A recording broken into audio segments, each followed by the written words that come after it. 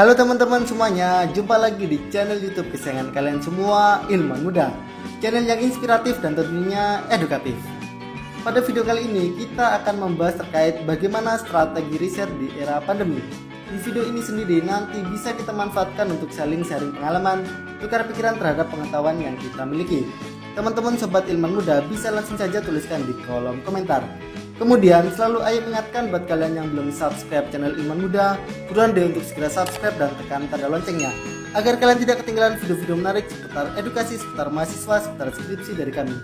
Oke, langsung saja saksikan yang satu ini, cekidot.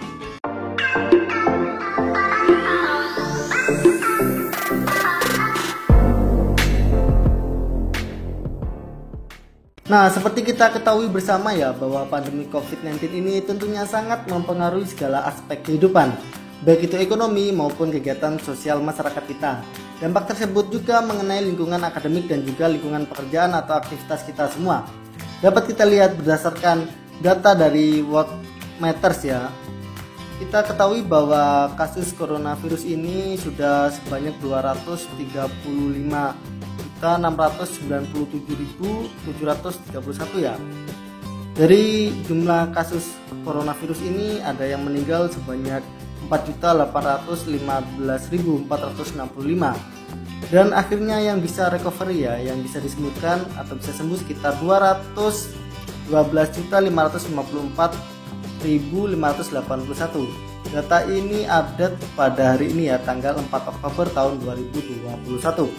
Namun demikian, karena tuntutan pekerjaan, profesi dan sebagainya, kita harus tetap melaksanakan tugas dan kegiatan, terutama untuk yang saat ini kita adalah tentang kegiatan penelitian. Kenapa sih kita harus melakukan penelitian? Ada bermacam alasan yang mendasari bahwa kita harus melakukan kegiatan penelitian. Untuk yang alasan pertama yaitu untuk memecahkan masalah, kemudian bisa jadi karena tuntutan profesi, karena kita dosen atau karena kita mahasiswa harus segera menyelesaikan harus dengan penelitian. Lalu bisa karena hobi atau kesenangan, atau memang dasarnya kita senang atau hobi penelitian ya kita pasti akan melakukan penelitian.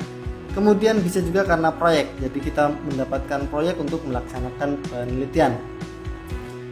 Kemudian untuk kegiatan penelitian, bagaimana sih kegiatan penelitian ini itu? Kegiatan penelitian biasanya kita awali dari suatu masalah ya, adanya problem, karena kita melihat itu suatu masalah yang harus diselesaikan, kita akhirnya mencari fakta dan teori-teori terhadap permasalahan tersebut. Bagaimana sih salah menyelesaikan masalah tersebut ya, kita cari fakta dan teorinya. Kemudian setelah itu kita akan mencari metode yang tepat untuk melaksanakan penelitian. Jadi setelah problem, habis itu mencari fakta dan teori, kita mencari metode, maka selanjutnya adalah kita akan melaksanakan penelitian. Penelitian ini kita laksanakan untuk mencari suatu kebenaran ilmiah. Selanjutnya terkait hakikat penelitian. Hakikat suatu penelitian adalah bahwa cara ilmiah untuk mendapatkan data atau informasi adalah sebagaimana adanya, bukan sebagaimana seharusnya, dengan tujuan dan kegunaan tertentu. Perbedaan metode penelitian zaman dahulu dan zaman modern antara lain. Pada zaman dahulu, penelitian yang dilakukan berupa hal coba-coba, yakni trial and error, didasarkan pada pengalaman dengan lebih banyak menggunakan pengalaman pribadi ya, tetapi sedikit menggunakan pengalaman orang lain, kemudian menggunakan naluri, dan dengan demikian maka perkembangannya akan lambat. Sementara pada zaman modern, cara coba-coba dioptimumkan, pengalaman yang digunakan lebih banyak yang berasal dari orang lain, sementara yang berasal dari pribadi direduksi. Lalu penelitian yang dilakukannya menggunakan metode ilmiah sehingga perkembangan pengetahuannya menjadi cepat. Kemudian metode penelitian. Metode penelitian adalah langkah-langkah yang diambil oleh peneliti untuk mengumpulkan data atau informasi untuk diolah dan dianalisis secara ilmiah. Adapun menurut Profesor Dr. Sugiono, metodologi penelitian adalah cara ilmiah untuk mendapatkan data dengan tujuan dan kegunaan tertentu. Kemudian terkait macam-macam metode penelitiannya. Yang pertama ada metode penelitian kualitatif. Metode penelitian kualitatif digunakan untuk meneliti suatu objek dengan peneliti berperan sebagai instrumen kunci. Data dikumpulkan melalui teknik triangulasi atau gabungan, kemudian dianalisis secara induktif atau kualitatif. Alih-alih bersifat generalisasi, hasil penelitian kualitatif lebih menekankan pada makna. Karakter penelitian kualitatif seperti ini terdapat pada yang pertama, yakni phenomenological research. Dalam penelitian ini, peneliti mengumpulkan data melalui observasi partisipan. Kemudian yang kedua ada grounded theory. Pada penelitian kualitatif ini, peneliti menarik generalisasi atas apa yang diamati atau dianalisis secara induktif. Lalu yang ketiga ada etnografi. Penelitian kualitatif etnografi adalah penelitian terhadap budaya kelompok melalui wawancara dan observasi. Lalu yang keempat ada case study. Pada penelitian ini, peneliti mengeksplorasi suatu kejadian, program, proses, atau aktivitas. Lalu yang kelima ada narrative research. Dalam penelitian kualitatif ini, peneliti melakukan studi untuk mendapatkan data sejarah yang selanjutnya disusun menjadi laporan naratif yang kronologis. Lalu jenis metode penelitian yang kedua adalah metode penelitian kuantitatif. Metode penelitian kuantitatif digunakan untuk meneliti populasi atau sampel. Data dikumpulkan dengan menggunakan instrumen atau alat ukur, kemudian dianalisis dengan statistik atau secara kuantitatif. Hasil metodologi penelitian kuantitatif berupa hipotesis. Instrumen statistik dan hipotesis pada umumnya ditemukan pada yang pertama yakni survei. Metode survei digunakan untuk mendapatkan data tentang karakteristik sesuatu. Metode ini juga digunakan untuk menguji beberapa hipotesis atas sampel yang diambil dari suatu populasi. Teknik pengumpulan data adalah dengan kuesioner atau wawancara. Hasil dari metodologi penelitian ini berupa generalisasi. Lalu yang kedua yakni eksperimen. Metode eksperimen digunakan untuk mengetahui pengaruh variabel independen atau perlakuan atau treatment terhadap variabel dependen atau hasil dalam kondisi yang dikendalikan. Agar kondisi dapat dikendalikan dalam penelitian eksperimen dibutuhkan kelompok kontrol. Metodologi penelitian ini sering dilakukan di laboratorium. Lalu jenis metode penelitian yang ketiga adalah metodologi penelitian kombinasi. Menurut Creswell tahun 2009, metode penelitian kombinasi merupakan pendekatan dalam penelitian yang mengkombinasikan atau menghubungkan antara metode penelitian kuantitatif dan kualitatif. Hal itu mencakup landasan filosofis, penggunaan pendekatan kuantitatif dan kualitatif, dan mengkombinasikan kedua pendekatan dalam penelitian. Selanjutnya ini teknik pengumpulan data. Teknik pengumpulan data adalah teknik atau cara yang digunakan oleh peneliti untuk mengumpulkan data atau informasi serta fakta pendukung yang ada di lapangan untuk keperluan penelitian. Teknik pengumpulan data tentu sangat ditentukan oleh metodologi penelitian yang diambil atau dipilih oleh peneliti. Jika peneliti menggunakan metodologi penelitian kualitatif, maka teknik pengumpulan data yang digunakan dapat berupa observasi, focus group discussion atau FGD, wawancara mendalam atau in-depth interview, dan studi kasus atau case study. Sedangkan jika peneliti menggunakan penelitian kuantitatif, maka teknik pengumpulan data yang dipilih dapat berupa angket atau kuesioner, wawancara, dan studi dokumentasi. Dari beberapa teknik pengumpulan data tersebut, berikut ini merupakan teknik pengumpulan data secara umum beserta dengan penjelasan lengkap mengenai masing-masing teknik pengumpulan data. Yang pertama ada observasi atau pengamatan. Teknik pengumpulan data observasi dilakukan dengan pengamatan langsung. Peneliti melakukan pengamatan di tempat terhadap objek penelitian untuk diamati menggunakan panca indera yang kemudian dikumpulkan dalam catatan atau alat rekam.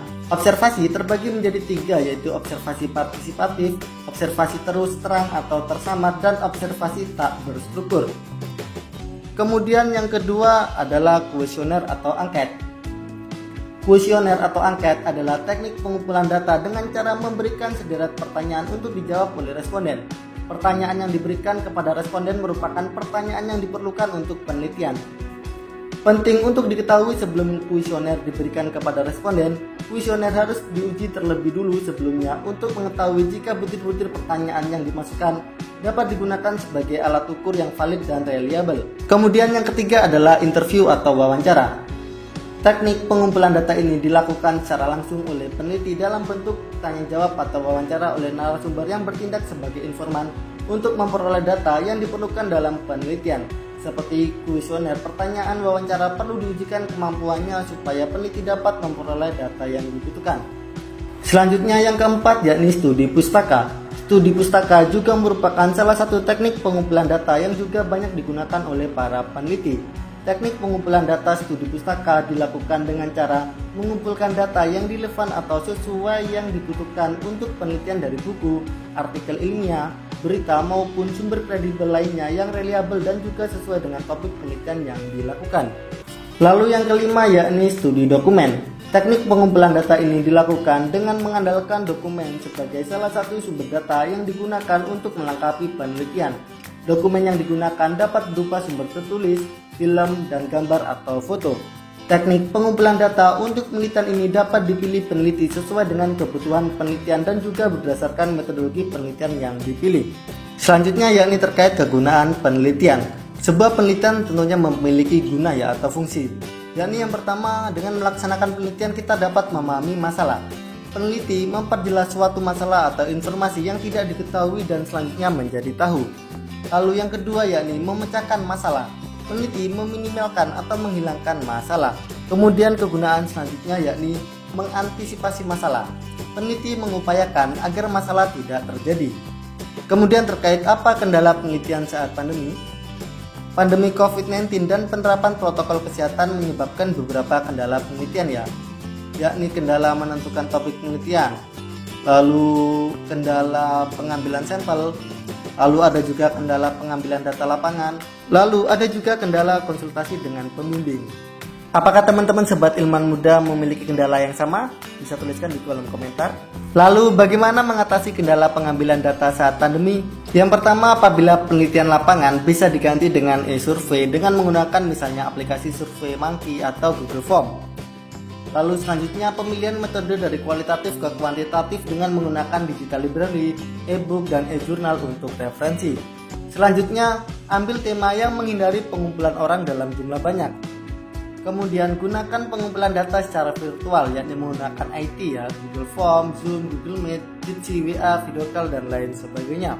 Kemudian gunakan jaringan relasi pertemanan. Ingat catatannya bukan data rahasia suatu lembaga. Lalu manfaatkan jaringan medsos WA Group, Facebook, Telegram, dan lain sebagainya.